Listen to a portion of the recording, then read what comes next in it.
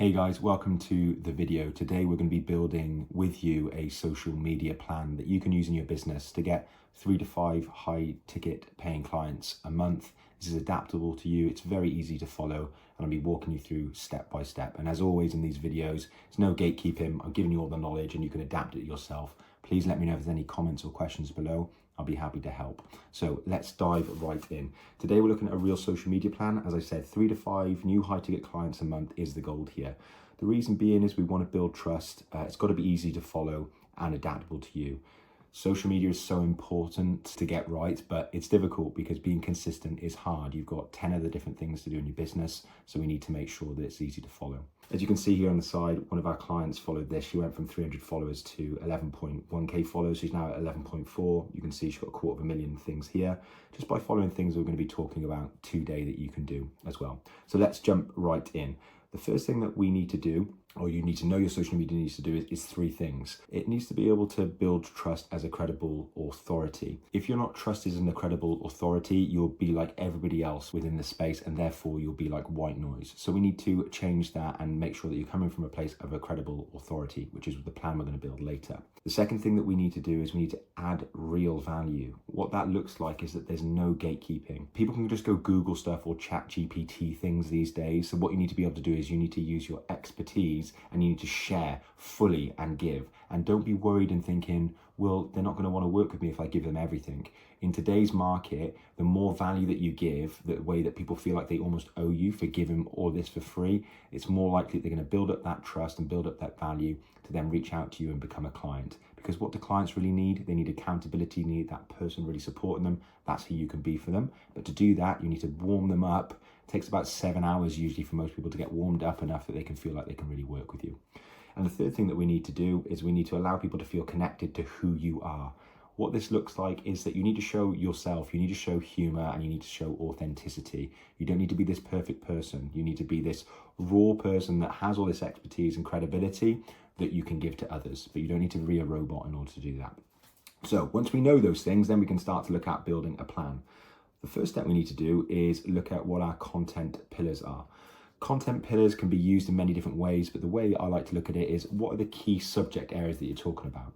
So it could be talking about losing weight. It could be talking about building muscle. It could be talking about improving mindset. It could be talking about email marketing. Okay, the list goes on and on and on depending on your niche, but you need to really identify which at least 3 content pillars are going to be really desirable to learn about from your ideal client. So if you don't know that, go and do a little bit of research into what your ideal client wants to learn about.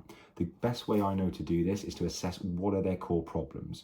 For example, somebody really wants to lose weight, then a lot of your content should be to do with weight loss and how to do that in maybe a sustainable way. So a lot of your content and one of your content pillars needs to be that. But this varies a lot, okay? So you need to look at what are the key problems that your ideal client or your market are facing, or where's the key space that they want to go. For example, with our clients, they want to make more sales, they want to have more leads, and they also want to create content nice and easily and simply. So guess what our content pillars are? So once we've defined those content pillars, then we can move on to the next stage. And there's 3 things particularly that we want to look at. We want to look at building evidence or a portfolio of your work. We want to be looking at content that is down to earth, real, genuine, like a real genuine approach and just real in general. And the third thing we need to do is we need to be sharing, need to provide or stewardship or openness. Okay, these are the 3 things that we need to be able to do. Okay, so let's go through this one by one. So number 1 is about evidence and portfolio. This is basically giving evidence to your clients that you know what it is that you're doing. If you notice at the start with this particular content, I showed you what we've done with a client. We've gone from 300 followers that she had in about 7 months to getting 11.1k, and now it's at 11.4k. You saw 250,000 views, okay? By doing certain things that I'm going to be showing you in the plan below, you need to have evidence and show that so people can see what they can potentially do. They can relate to you or your case studies in order to know that they can get to where they want to go. How you can do this is in numerous ways. You can do like a client journey carousel, so them going from point A to point B. You can do client journey reels as well, so doing the same thing but in a reel, talking about how somebody went from point A in say a pain point to point B, which was a North Star or a dream outcome of theirs. You can look at something like an achievement reel, so how you've maybe achieved something in your business or in your own life, or maybe how a client has done that. Or also like an achievement picture, which is basically can be you somewhere that is a nice bit of progress within your work. It could be you getting a new qualification. It could be anything like that.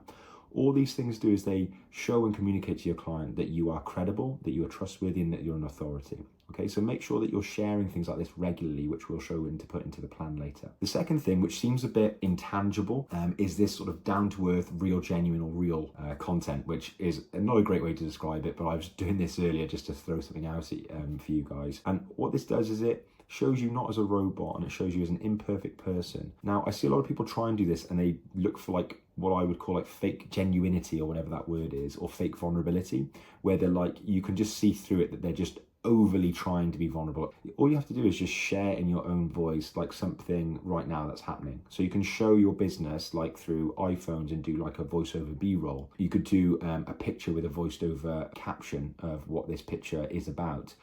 You could tell a story about your business. You could tell a story about a failure, or you could tell a story about something that your client did and how they went there, and not just look how amazing I am, look how amazing my client is, but you could talk more about, this is an area that I was working with a client with that they were struggling with, and I didn't know the solution. So here's what I did, or here's what I changed to get them towards that. What you're doing is you're talking as a human being. If you're one of these businesses that you describe your work and your clients and everything is running smoothly and perfect all the time, then it's quite see-through. If you can share these things that don't go as well or have bumps along the road, and then how you conquer and overcome those, people are going to look at you and be like, this person's honest, this person's like telling me how it is. And as long as you get results for the individuals, that's the main thing. That's what clients want to see. Most people are very down to earth and just want to see real stuff, especially online these days where 95% of things like are questionable or seem fake. If you're one of those 5%, you're going to stand yourself in much better stead. And the final thing then is the sharing, or as I call stewardship content, also can be called as openness content. This is where you just share and give without any form of like wanting to receive something back. So this video, for example, I'm just giving it, okay? There's no pitch. I'm not trying to hold anything back to hope that you're going to ask me about something else. I'm just giving it, and hopefully it's valuable to you or the other people that are watching. And then that's enough. What will be, will be. So that's where you can do things like how-to reels, how-to carousels, how-to stories about your business, failures, as we talked about earlier, or insider look content to your day or how you're doing, so that people can learn from you and get inspired from you. The important thing about this is there cannot be no gatekeeping. It is way too easily on YouTube, Google, using AI, that people can get information. Your job is to give people stuff, all the expertise, so the qualifications and experience that you have, to the individual. Once you can give them that, then they're going to build, again, a lot of trust within you and see you as a person that can really, really help them. Because what they're paying for, especially high ticket, is they're paying for that experience, they're paying for that permission to do stuff, and they're paying for that accountability. So if you can show that you've got all the capability and knowledge to help, and then show them a roadmap to get there, then you're going to put yourself in a place where they're going to be ready and willing to buy from you. Okay, so how does this look then like a plan if we understand that? What I did earlier, if I zoom out now, as I've started you off here. So I've taken some of the things above, and I've done this as a 5-day plan, so posting 5 days. Now you can do this just doing 2 pieces of content per week, 3 pieces of content per week, or you can do all 5, or you can do more, okay?